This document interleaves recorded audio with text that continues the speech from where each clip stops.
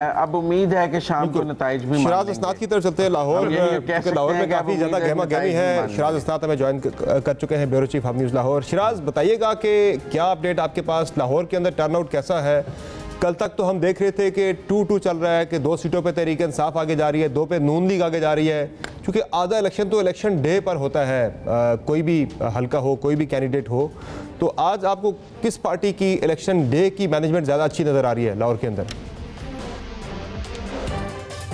Summer, बिल्कुल situation almost यही है, क्योंकि जो सीटें पहले क्लियर थी और नज़र आ रहा था, जिसमें ज़हीर अब्बास खोखर पीटीआई की सीट में काफ़ी बेहतर हैं। इसी तरह जो पीटीआई के असद खोखर रहे, 2 दफ़ा उनके मिनिस्टर रहे, वो 168 से वो बेहतर हैं।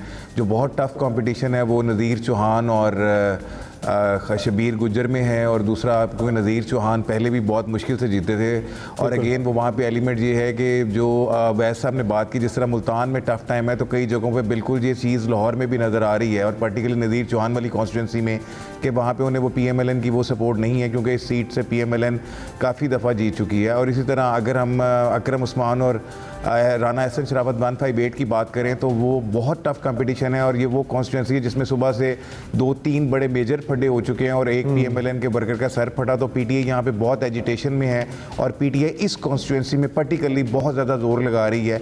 बाकी जगहों पे यानी उनकी सारी मेन लीडरशिप जो है वो यहाँ पे बहुत जोर लगा रही है और नज़र आ रही है, और वो किसी सूरत भी कम्प्रोमाइज़ करने के लिए तैयार नहीं है। बल्कि जहाँ पे वो देख रहे हैं कि PMLN का ज़्यादा जोर है, वहाँ पे PTI के वर्कर्स लीडर ज़्यादा तादाद में मौजूद हैं। अगर बात करूँ टर्नआउट की, तो सुबह से हम मौजूद थे, और ऑफ कोर्स ख़वातीन बहुत बड़ी तादाद में नज़र आई। छुट्टी का दिन था, मर्द शुरू में कम नज़र आए, बहुत ख़वातीन नज़र आई। जो शिकायत हैं वो वोटर्स को बड़ी कैटेगरिकली हैं। कई ख़वातीन पर्टिकुलरली और वोटर्स ये शिकायत कर रहे हैं कि उनके वोट पहले उन्होंने कास्ट की और अब वो लिस्टों में मौजूद नहीं हैं। और मैं अगर थोड़ा सा फिगर्स आपको दूं, जो वोट ऐड ऑन हुए हैं इन सारी कॉन्स्टिट्यूंसीज में, तो तकरीबन 20,000 से लेके 50,000, और 158 में तकरीबन 50,000 वोट जो है वो ऐड ऑन हुआ है। तो 2018 के इलेक्शन से अब तक हर कॉन्स्टिट्यूंसी में 20,000 से 50,000 वोट ऐड हुआ है। और अगर हमने जो यंगस्टर से बात की, जो पहली दफ़ा वोट डालने आए थे, तो जो एक जनरल कॉन्सेप्ट है कि यंगस्टर्स ज़्यादा 70% या प्रो वो PTI होता है, तो unfortunately even I am not disclosing, but they are not as supportive as they were in the past in 2018। तो हमें थोड़ा सा वो मार्जिन PTI का यंगस्टर्स में कंपैरेटिवली कम मिला, जिनसे हमने बात की वोटकास्ट करने से के हवाले से। वो बड़े इंथुसियास्टिक थे, मगर हमें वो टिल्ट दूसरी तरफ भी नज़र आया। जो पोस्ट लोकेलिटीज़ हैं उसमें अगेन वही बात करूँगा कि वहाँ पे कंपैरेटिवली PTI का टर्नओवर बेहतर है। जो थोड़ा कंजस्टेड और लो इनकम आबादी हैं, वहाँ पे PMLN को बेनिफिट है। मगर जिस तरह वोट निकल रहा है, और ये नहीं कि PMLN नहीं निकाल रही। शिराज, आपको अगर आवाज़ आ रही हो, वैसे बात कर रहा हूँ, ये फरमाइएगा कि एक तो टर्नआउट की आपने बात की, जो मुल्तान के अंदर भी हमने देखा, या और फिर आपने ख़वातीन के कहा कि ख़वातीन बड़ी तादाद में आई हैं। ये दोनों साइंस PTI के लिए हौसला अफजा हैं, या आप लगता है कि इक्वल उसमें है ये मामला? देखें सर, जो वोट डाल के आता है, हम उससे पूछते ज़रूर हैं कि आपने किसको वोट कास्ट किया, और जो बड़ा डाई हार्ड वर्कर है वो तो बमला उसका इजहार करते ज़रूर हैं कि आपने किसको वोट कास्ट किया, और जो बड़ा डाई हार्ड वर्कर है वो तो बमला उसका इजहार करता है कि वो आइदर वो PTI को उसने वोट कास्ट किया या PMLN को किया। और मेजोरिटी लोग जो है they are not willing to actually share it out as well. मगर जो मेन चीज़ है वो ये है कि वोटर्स आ रहे हैं, उनके लिए अरेंजमेंट्स हैं, दोनों पार्टियों के कैंप लगे हुए हैं। जो हम एक्सपेक्ट कर रहे थे, मैं 167 को, जहाँ पे नज़ीर चौहान वर्सेस शबीर गुज्जर था, और जहाँ बहुत ज़्यादा लड़ाइयाँ इलेक्शन से पहले हो चुकी थी, हमने बहुत सेंसिटिव, पुलिस ने इसको डिक्लेयर किया सबसे ज़्यादा मोस्ट सेंसिटिव पोलिंग स्टेशन जहाँ पे थे। मगर वहाँ पे एज सच अभी हमें उस तरह का कोई क्लैश नहीं मिला। 158 जो सेकंड नंबर पे था, वहाँ पे क्लैश हुए। असद खोखर वाली कॉन्स्टिट्यूंसी 168 के ऊपर, इवन वो असद खोखर अच्छा जा रहे हैं, जो PMLN की तरफ से कर रहे हैं, मगर वहाँ पर हमें क्लैश देखने में आए। तो ये मामला है PTI की तरफ से एज सच कोई डायरेक्ट रिगिंग के एलिगेशन नहीं लगे। जब हमारी बात हुई जो चीफ इलेक्शन कमिश्नर पंजाब है, तो जो सुबह शहबाज गिल ने ट्वीट किया था, उस पर उन्होंने कहा कि मैंने फौरन चेक किया है और दोनों जगह पे PTI के पोलिंग एजेंट मौजूद हैं। और सर, मैं एक और बात ये करना चाहूँगा कि PTI वर्सेस PMLN तो है ही है, इसके साथ TLP का एलिमेंट बहुत ज़्यादा है, और TLP भी बाकायदा तौर पर एजिटेशन कर रही है। और हमने देखा कि सुबह सुबह बहुत अर्ली सुबह 7-7:15 बजे उनके पोलिंग एजेंट्स भी आ चुके हुए थे। बड़े मुनज़्ज़म अंदाज में वो अपनी कैंपेन को चला रहे हैं। They are also in a good position. Even वो अच्छे मार्जिन, विनिंग मार्जिन में तो नहीं होंगे, लेकिन फिर भी एक अच्छा खासा तादाद में वोट लेके जाएंगे, जो बड़ा मैटर करेगा। शिराज, ये बताइएगा कि ये जो असद खोखर साहब की सीट है, जाहिर बात है ये अटारी वगैरह की बॉर्डर एरिया है, तो नाजरीन को ये भी बता दीजिएगा ये वो वाला एरिया है।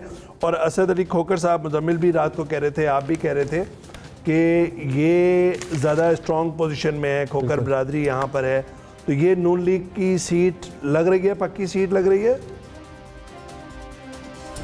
जी सर, ये बिल्कुल रूरल एरिया है, मगर इसका और ये लाहौर में जो 4 सीटें हैं इसमें तकरीबन कोई 1.5 लाख के करीब वोटर यहाँ पे मौजूद है। जो मेरे पास इसमें फिगर्स मौजूद हैं, यानी 2018 में 1,23,512 वोट थे और तकरीबन 28,000 वोट अब 2022 के बाई इलेक्शन में ऐड हुए, तो 1,51,000 वोटर इसमें यहाँ पे मौजूद हैं। और इसके साथ साथ जो सबसे ज़्यादा वोट ऐड हुए हैं वो PP 167 में हुए हैं, नज़ीर चौहान अली में, जो तकरीबन 50,000 वोट ऐड हुआ है।